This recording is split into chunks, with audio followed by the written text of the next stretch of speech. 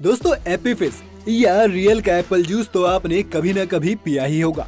और अगर आप स्कूल में थोड़े से शरारती थे तो हो सकता है एप्पल जूस पीते हुए आपने कभी ना कभी शराब पीने का नाटक भी अपने दोस्तों के सामने जरूर किया होगा। एप्पल जूस का टेस्ट मार्केट में मिलने वाले सभी तरह के ड्रिंक से काफी अलग होता है और इसे पसंद करने वालों की संख्या तेजी से बढ़ती जा रही है। पर क्या कभी आपने सोचा है कि कैसे इस एप्पल जूस को पेड़ों से दुकानों तक पहुँचाया जाता है और इसे बनाने के लिए बड़ी बड़ी फैक्ट्रीज में क्या क्या करना पड़ता है?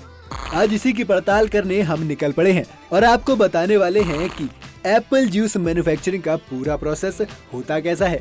तो वीडियो को अंत तक जरूर देखिएगा। एप्पल जूस की कहानी बेहद बेहतरीन है। स्विट्जरलैंड के एक छोटे से गांव में स्टेफनो और लुंगी दो भाई बेहतर मौके की तलाश में अमेरिका के कैलिफोर्निया में आकर रहने लगे थे। इन्होंने वॉटसन विला में एक जमीन खरीदी जहां पर वो खेती करने लगे।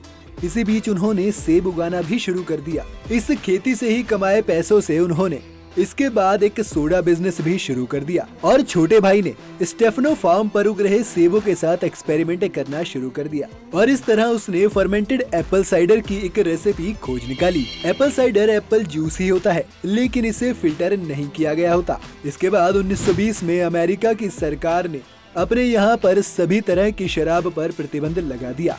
उनका ये फैसला क्राइम को बढ़ने से रोकने के लिए था। इस वक्त लोग शराब के लिए वहाँ तरस रहे थे और तब दोनों भाइयों ने एक अलग प्लांट लगाकर एप्पल साइडर बनाने का काम तेजी से शुरू कर दिया। लोगों ने इसे काफी पसंद किया और एप्पल साइडर हाथों हाथ बिकने लगा। ये प्रतिबंध अगले कई सालों तक जारी रहा और इसी बीच ये एप्पल जूस यूएस नेवी की भी पहली पसंद बन गया। साथ ही इस दौर में बनी अमेरिकन फिल्मों में भी ये एप्पल साइडर शैंपेन को दिखाने के लिए इस्तेमाल किया जाता था। इसके बाद 1933 में शराब पर लगा ये बैन हट गया, लेकिन तब तक दोनों भाई अपने पैर जमा चुके थे और एप्पल जूस का टेस्ट सबकी जुबान पर चढ़ चुका था, जिससे इसकी बिक्री नहीं रुकी और धीरे धीरे ये पूरी दुनिया में फैलता रहा। बाद में इसके पेस्चराइजेशन के प्रोसेस में और सुधार लाए गए। आइए अब जानते हैं कि आज के वक्त में ये फैक्ट्रीज में कैसे बनाया जाता है। सबसे पहले हाई क्वालिटी के मैकिंटोश एप्पल्स को बड़े बड़े ट्रक्स में लाद कर इन फैक्ट्रीज में अनलोड किया जाता है। ये एप्पल्स कन्वेयर बेल्ट से गुजरते हुए इंस्पेक्शन सेक्शन तक पहुंचते हैं, जहां पर इन्हें एक उल्टी दिशा में चलते हुए कन्वेयर बेल्ट पर गिराया जाता है, जिससे गुजरने के बाद इन पर लगे पत्ते, धूल और मिट्टी अलग हो जाते हैं और ये सेब आगे बढ़ जाते हैं। इन सेबों को फिर कुछ घंटों के लिए स्टोर करके रख लिया जाता है। इन एप्पल से जूस बनाने के लिए सबसे पहले इन्हें पानी से अच्छी तरह धोया जाता है। इसमें लगातार एक कन्वेयर बेल्ट से एप्पल्स को पानी से गुजारा जाता है ताकि इसमें अगर गलती से जो भी कंकड़ पत्थर रह गए हों उन्हें अलग किया जा सके। यहाँ से निकलने के बाद इन्हें ठंडे पानी से फिर से एक बार धोया जाता है। इन सभी एप्पल्स को एक ग्राइंडर में डाल दिया जाता है, जो इन्हें अच्छी तरह से ग्रेटेड एप्पल में बदल देता है।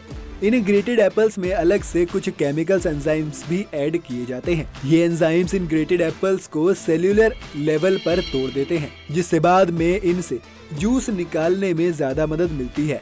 इसके बाद इन ग्रेटेड एप्पल्स को मैसरेशन रिजर्वोयर्स में भेज दिया जाता है, जहां इन्हें 60 से 90 मिनट तक रहना होता है। यहां से बाहर आने के बाद इन्हें एक हाइड्रोलिक प्रेस में भेज दिया जाता है, जहां फाइनली इनसे जूस निकाला जाता है। इस हाइड्रोलिक प्रेस में कुछ इस तरह के फिल्टर्स लगे होते हैं कि एक तरफ से जूस निकलता है और इसका बाकी का वेस्ट जैसे कि बीज और टहनियाँ सब मशीन की दूसरी तरफ से बाहर आ जाती हैं। यहाँ पर इस जूस का कुछ सैंपल क्वालिटी के लिए टेस्ट किया जाता है और जैसे ही यहाँ से इसे क्लीन चिट मिल जाती है, इसे आगे भेज दिया जाता है।